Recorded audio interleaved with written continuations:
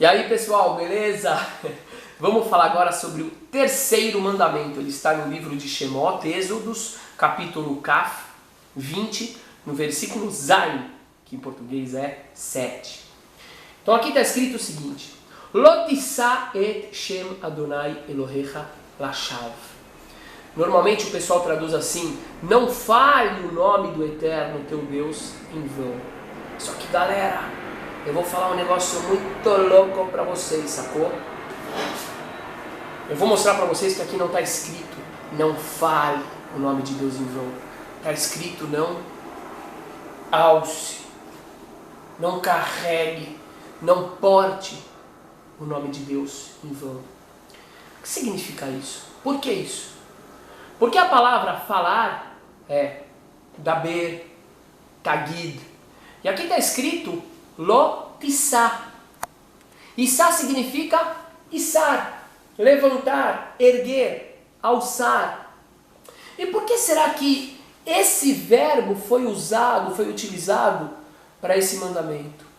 É claro, a mensagem é muito clara quando a gente compreende de verdade. Porque quando a gente fala o nome do Eterno, meus queridos e minhas queridas, a gente já tem que ter imediatamente a intenção de elevar essa fala. Não é uma fala à toa. O simples fato de você estar falando o nome do Eterno já é alçar. Então se já é içar, se já é alçar, se já é erguer, então a gente já tem que tomar cuidado. Existe um versículo em Deuteronômio, em Devarim, que fala o seguinte: que Shem Adonai Ekra Havu Godel Leloheinu. Quando o nome do teu Deus, quando o nome de Deus disseres, deem grandeza para o nosso Deus. O que significa isso? Significa que quando a gente fala o nome dele, automaticamente você tem que estar dando grandeza para isso. Você tem que dar grandeza para esse ato. Isso não é um ato pequeno. Então, por exemplo, muita gente, eu evito muito, eu tento evitar, falar que se Deus quiser você vai conseguir. Não, você está falando isso de coração ou você está falando isso como uma simples expressão? Se você está falando isso de coração, então você está realmente içando, você está alçando o nome do Eterno. Agora, se você está falando só como uma expressão, Deus me livre. Gente, eu não sou radical assim não, viu? Eu estou falando só no sentido de buscar sempre preservar a nossa relação com o Eterno. E tem uma coisa que é muito corriqueira, todo mundo sabe. Tudo aquilo que você usa de uma forma indiscriminada, você acaba perdendo o valor daquilo.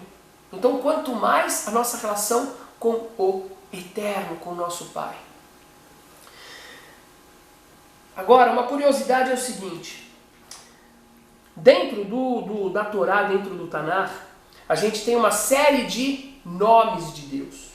Só que alguns deles são considerados mais sagrados dentro do judaísmo e outros menos sagrados. Mas menos sagrados, obviamente, não significa que podem ser desrespeitados, Deus nos livre.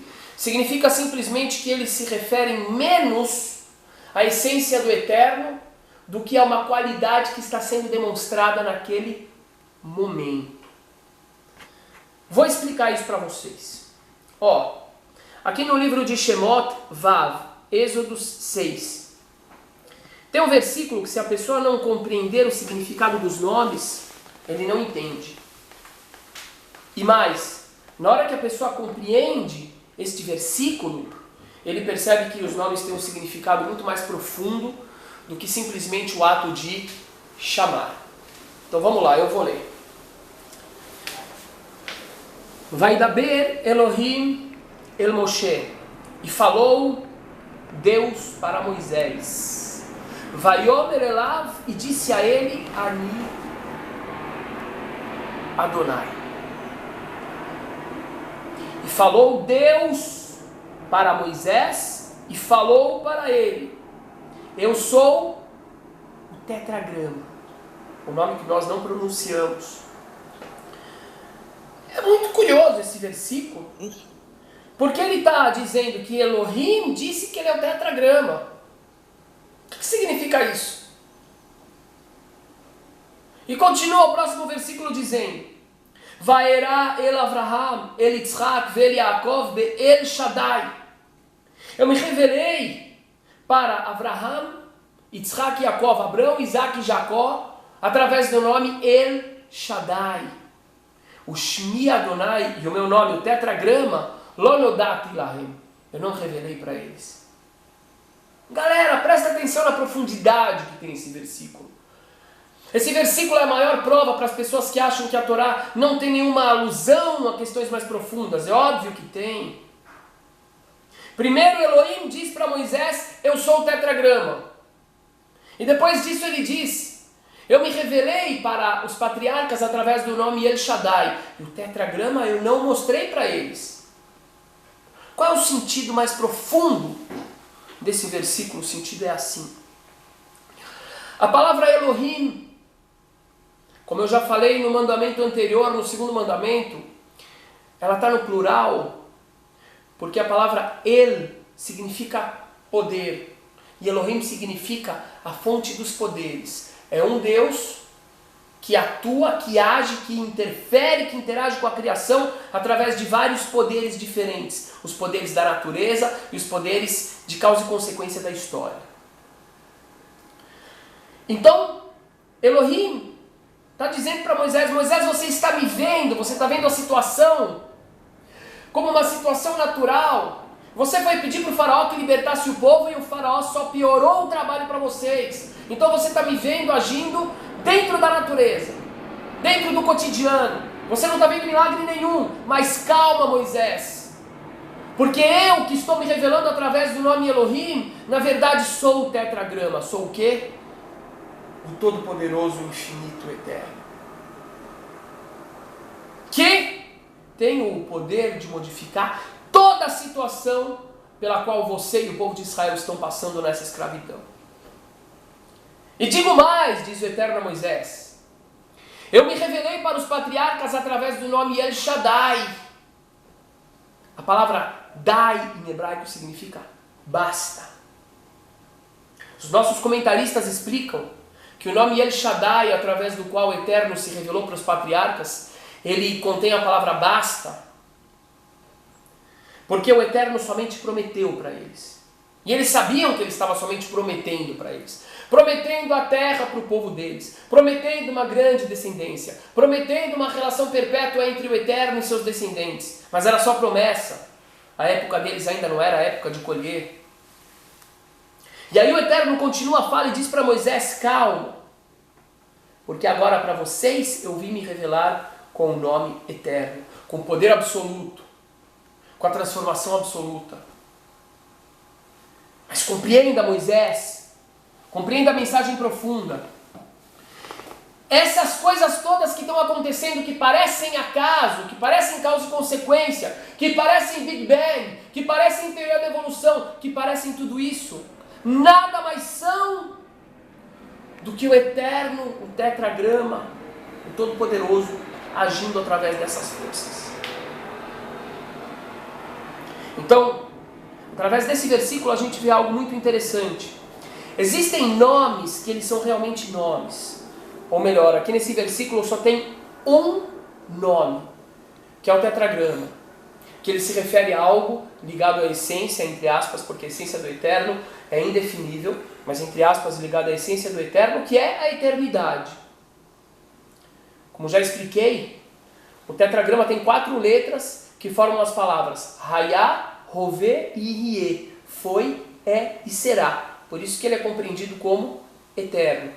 Os outros nomes, Elohim e El Shaddai, eles se referem a formas como o Eterno está se relacionando momentaneamente com as criaturas, com os seres humanos.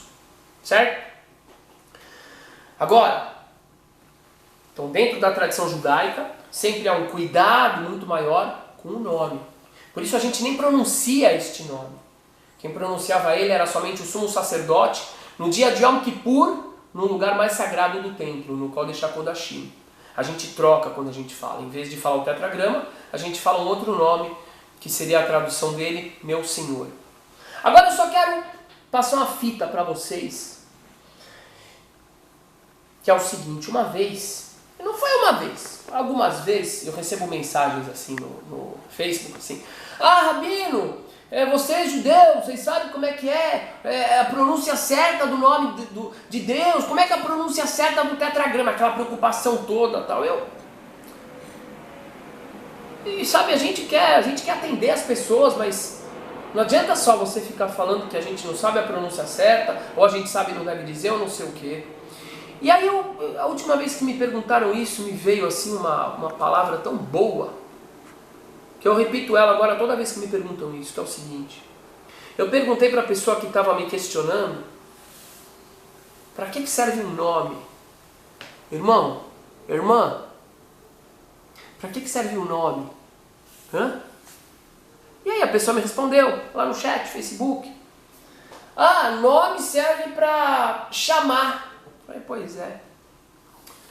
E você chama quem? Você chama alguém que está longe? Ou você chama alguém que está perto, que está do seu lado? Ou não? Se tem alguém perto do seu lado te olhando, você não chama?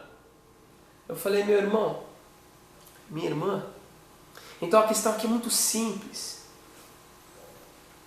O que eu quero na minha vida e o que você tem que querer na sua vida é estar no eterno. Estando no eterno, a gente quase não tem necessidade nenhuma de chamar. Então eu respondi para ele: por isso não me interessa, não é o que mais me interessa a pronúncia. O que mais me interessa é estar tão próximo e não precisar chamar. Abraço para vocês, meus irmãos queridos.